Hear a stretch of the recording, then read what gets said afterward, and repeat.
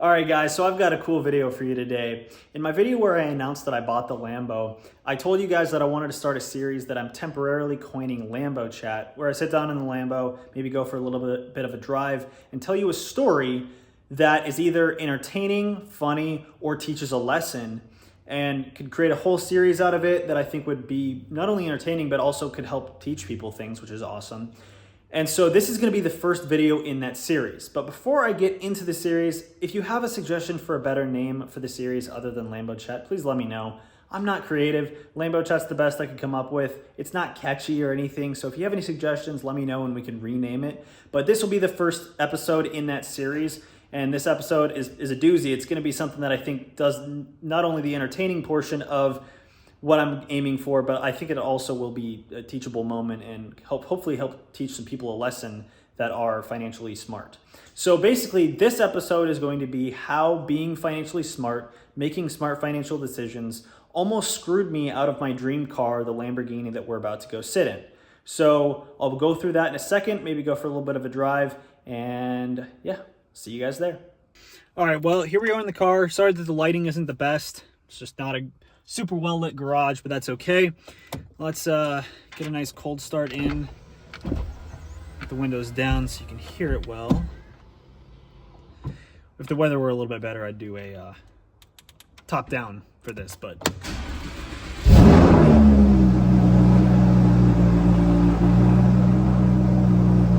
never get tired of that.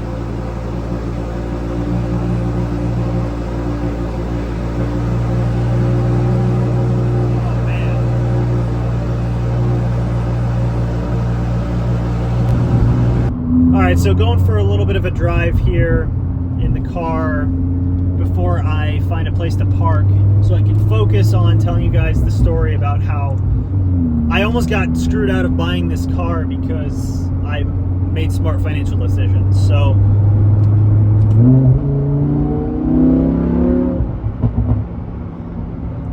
I'll never get sick of driving this car. I absolutely love it. Absolutely love it. Sounds amazing, feels amazing to drive. It looks amazing too when you're outside of it. Like, it's just, this car is phenomenal through and through. I totally get why so many people love this car. Totally get it. And if you're ever thinking about getting one, man, I'm always going to be recommending it. Always. I'm actually passing by where I'm going to be going to a meet tomorrow morning. Oh, they opened a bunch of things up over here. That's pretty cool. I'll pull in here and I'll park. This lot used to be really blocked off, but looks like they've opened stuff up, which is cool. Also, I love driving in Corsa. I love doing the manual mode. It makes it so much more fun and more interactive to drive. Okay, a little bit of a bump there, but nevertheless, this is a cool spot. I'm looking forward to this meet tomorrow. It's supposed to be a really good turnout. There's gonna be a lot of nice cars, so yeah, it's gonna be pretty awesome. I'll find a parking spot here and then we'll get to this story. Okay, found a good spot. Gonna go ahead and shut her down for the time being so I don't just sit here idling away. But yeah, so here's the story about how I almost got screwed out of buying this car because I made smart financial decisions. A tiny bit of backstory is the fact that I have only one car loan prior to this on my credit history, which is for the GTR, and it was about $45,000. I put 50 down, financed $45,000 on the GTR, and so that was my first car loan and only car loan that's on my credit history. So the story goes back a little ways. Probably about 5 or 6 months before I bought the car. So we're talking summer of last year. And I was just out of boredom. I decided to kind of start browsing through Car Gurus and just looking at listings. I wanted to see what kind of price range I'm looking at, look at price movement, see how many listings there are that are really the spec that I wanted. I wanted a specific spec because of how I plan to modify the car later on. So it was an important element, and I just wanted to overall see what was available. So I started looking at Car Gurus on a relatively regular basis and was having a pretty good time with it. I mean, it was really a good motivator. Like, it really motivated me to work on side hustle income and everything like that. And kept me on track and kept my drive going because I knew that I wanted to own one of these cars. And so it was really overall a big help. And around that same time, I actually was in contact with a friend of mine who was selling his. I wasn't super interested in buying his for certain reasons that I'm not going to go into here, but nevertheless, I got in contact with him and talked to him about it, and he let me know about a certain financial institution that does car loans, and they specialize in exotic cars and classic cars, but specifically expensive cars.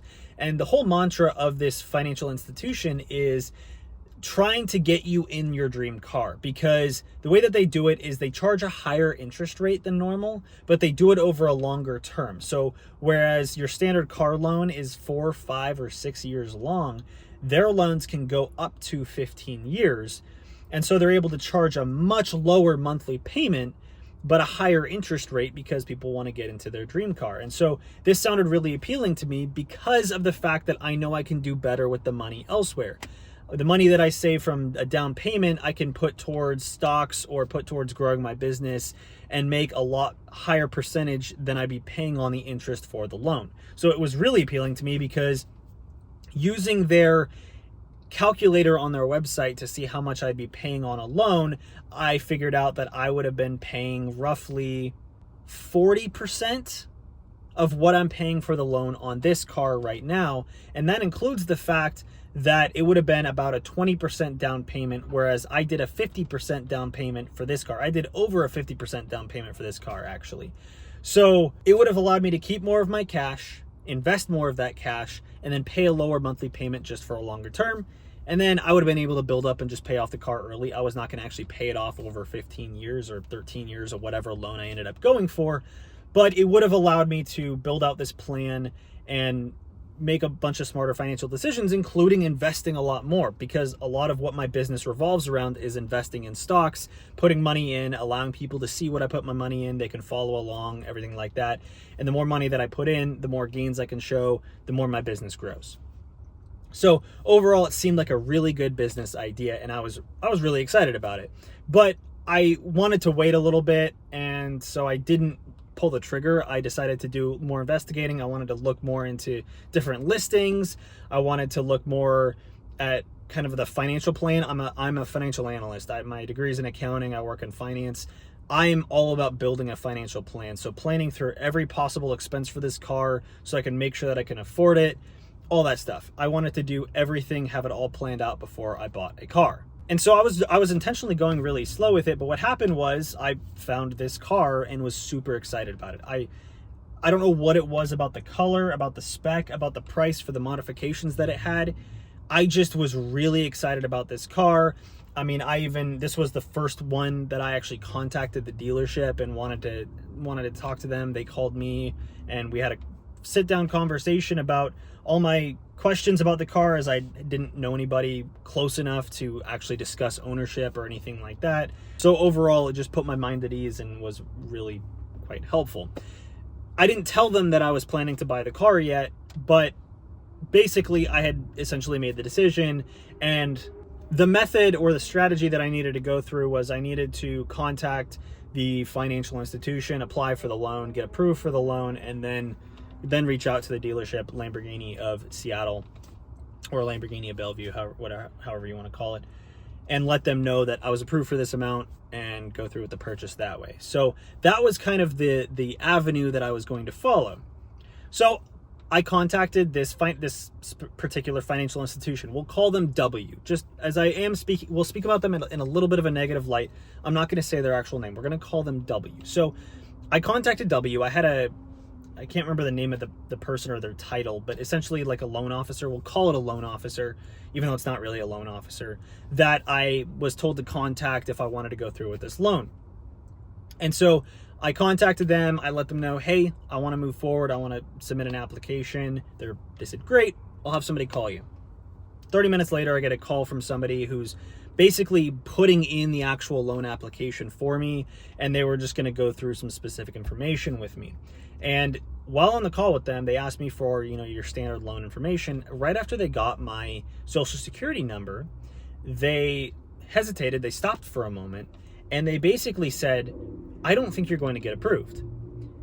Now they could see my credit score, they could see my credit history, all that stuff. And he basically said, because of your lack of credit history when it comes to auto loans, it's not likely that you're going to get approved for this loan, which I thought was weird, but I'm like, okay, I mean, I can put more of a down payment, so just put the application through. He said, we'll just put it through, we'll see what happens.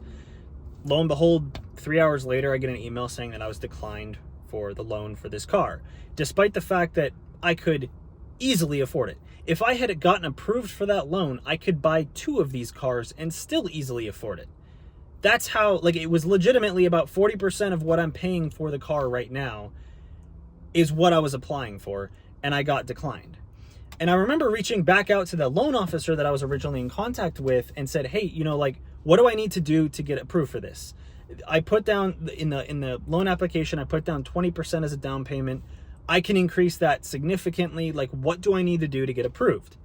The guy responded with, look, you have a great credit history, but we are a very strict lender, and because of your lack of auto loans on your financial history, we're not going to lend to you. Even if I put 90% down, they were not going to lend to me to buy this car, which was mind-boggling, the fact that they would say that, because I have an excellent credit score, I have very solid income to cover the car payment. I was blown away. And I had built this entire financial plan around getting approved for the loan at that low monthly rate that I would have had with them. And so this completely blew it out of the water. I started freaking out and being like, well, if I got declined for this super cheap loan that I could easily afford, have the income to verify that I can afford this, I'm not going to be able to buy this car. Even though I can afford this car, I'm not going to be able to buy it. And so I actually got in contact with the salesman at the Lamborghini dealership and let him know about what was happening. And he said there are other avenues you can take. You can try applying to other places. He also floated me the option of leasing the car, which I wasn't super keen on because there's stuff I want to do and there's mileage limits with leases. Like, it's just, leasing the car doesn't sound like I truly own the car, and I want to be able to say I own my dream car, not that I'm leasing my dream car. Not that there's anything wrong with leasing. That's how I personally am with leasing. I want to own my dream car. I don't want to lease it. And so I remember I decided to apply for a loan with Bank of America. And essentially, it kind of took longer than it should have to dawn on me to apply with Bank of America, because Bank of America is who approved me for the GTR loan originally. And I had no credit history when it came to auto loans at that point. So they just approved me for $45,000 with no credit history when it comes to auto loans. I had a great credit score then, but just nothing else. And they had approved me for that. So I decided to apply and just see. So I applied for, I'm not going to say the dollar amount because I don't want to seem like I'm bragging, but I applied for a certain amount of dollars. Let's just say $100,000. Okay. I'm just going to say I applied for a $100,000 loan. That's not the actual amount that I applied for, but just so I can give you a round number and kind of explain what happened. And so that was essentially the minimum amount that I was comfortable getting approved for. Basically the maximum amount that I would have had to put down comfortably, which is what I ended up putting down on the car, to be able to afford the car. I could have put down more, but I didn't want to restrict my cash position that much, considering I have our high interest rate environment.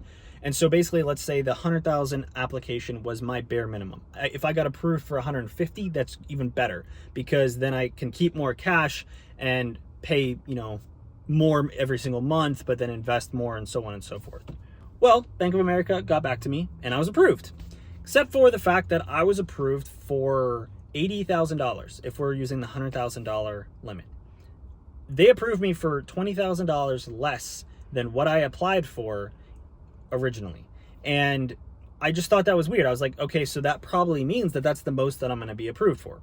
I'm not going to be able to get approved for more than that. I don't feel comfortable putting that extra 20 down. So I'm not going to be able to do it. I'm not going to be able to buy my dream car yet. I'm going to have to wait a while, and I'm going to have to watch this car that I was really excited about probably be sold to somebody else.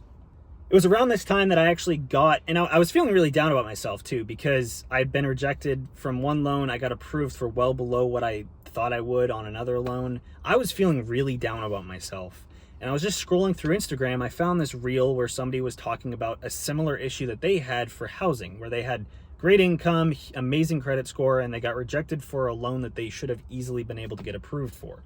Look through the comments, and everybody's saying right now, banks are being super stingy with their money because of the high interest rate environment, so you're likely going to get rejected. But I saw one comment string in particular where someone said, try a credit union. Apparently, credit unions are less stingy with their money, more likely to loan out to you, and as a result, you're more likely to get accepted. And they even said like they'll bend over backwards for you, what yada yada, all this other stuff. So ended up applying for a nearby credit union. It just happened to Google the closest one and sent in an application. The next day I get a pre-approval from them, and basically it was just saying I needed to provide my driver's license and proof of income, and if I did that then I'd get approved. And so I sent that in, and like 30 minutes later I get approved. I get the email from the loan officer at that credit union basically stating that I was approved for this loan. I'm good to go. I can afford it. And they actually already were sending me like, you need to get your purchase order for the car and all these extra steps to be able to actually buy the car. And I had to go in, it was kind of weird. I had to go in and I had to set up a savings account with them. So I literally had to go into the nearest location and hand them a $5 bill to set up a savings account so we could actually get the loan process going through. But there was one problem. The amount, I got approved for the full amount that I had requested, let's say the $100,000, but the interest rate that I would have been paying was significantly higher. It was quite a bit higher than what I was approved for at Bank of America. And so as a result, my monthly payment was quite a bit higher, even though it really wasn't that much bigger of a loan. And so that really worried me and kind of irked me as to why my interest rate was so high. So I was then hesitant to do that. Like, yes, I could afford this, but this is again putting me in a worse situation than I was supposed to be in because of that financial plan that I had originally built out.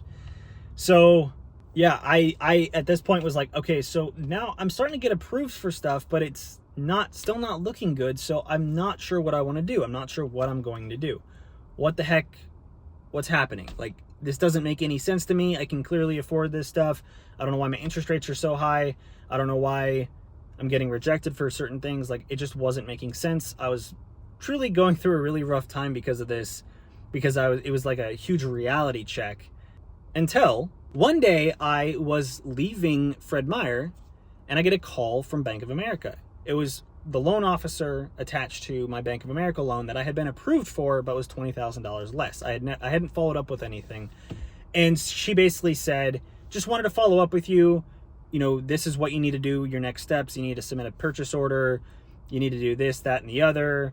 And basically it was going through the process of getting me fully approved and good to go. So like basically going through with the loan that I wasn't wanting to go through because it was $20,000 less than what I was comfortable with, the bare minimum of what I was comfortable with.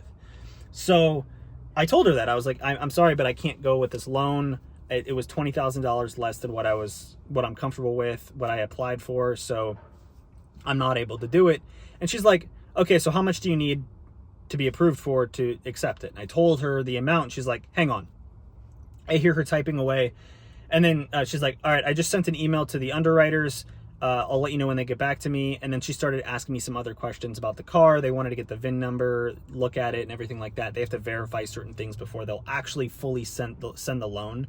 And so 5 minutes later, while I'm having this conversation with this lady, she says, oh, you're approved for the full amount, the amount that I had applied for.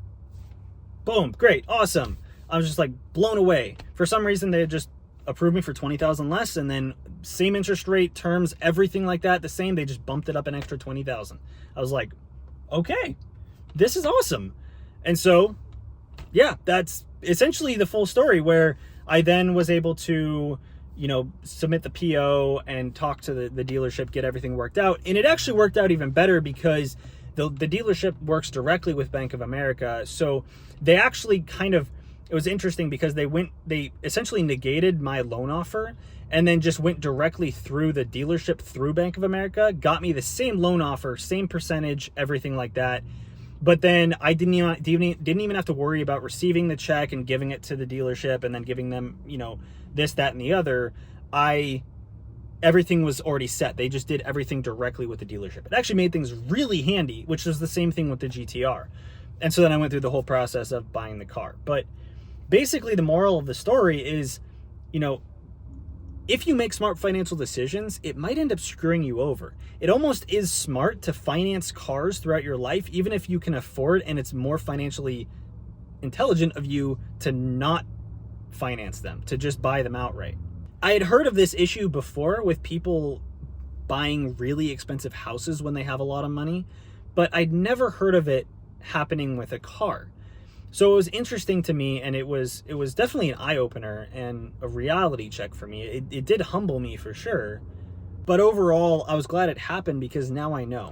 And now I know that I have this loan on my credit history, so I'm good to go moving forward. You know, what I want to do next is I'm probably going to trade this in and at some point down the road and get an Evo, because I really like the Huracan Evos. They're stunning cars. That's like the top of the line car that I want to get. And so I'll have the credit history to be able to be a proof of that. And I might be able to get the W loan this time. We'll see.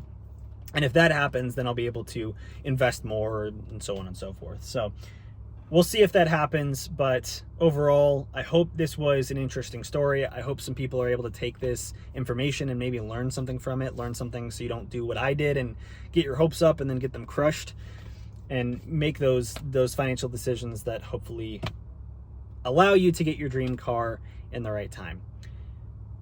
If you are looking to get your dream car and you're not quite financially there or anything, I recommend joining our Discord server, which is always linked down in the description below. Our Discord server is a great place, not only where you can learn about investing to help grow your money, but we're also really helpful about providing other financial advice, like about how to improve your credit score, how to improve your financial position. All that type of stuff is in our Discord server. Go check it out if you are interested in wanting to get to that next level. Other than that, guys, if you have any suggestions of topics you want me to talk about in the next Lambo chat, let me know down in the comment section below. Thank you guys for watching. Be sure to comment, rate, and subscribe. And as always, have a nice day.